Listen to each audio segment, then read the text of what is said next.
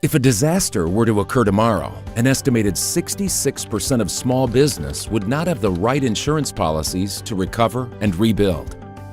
Many businesses underestimate how much money it takes to recover from a catastrophic event. Moreover, many don't have a specific business interruption policy, which would cover lost income and related expenses. This is crucial to protecting your business. In addition to securing a solid business interruption policy, here are 3 other tips to help you recover. First and foremost, report the incident to your broker so they can assist in minimizing further damage.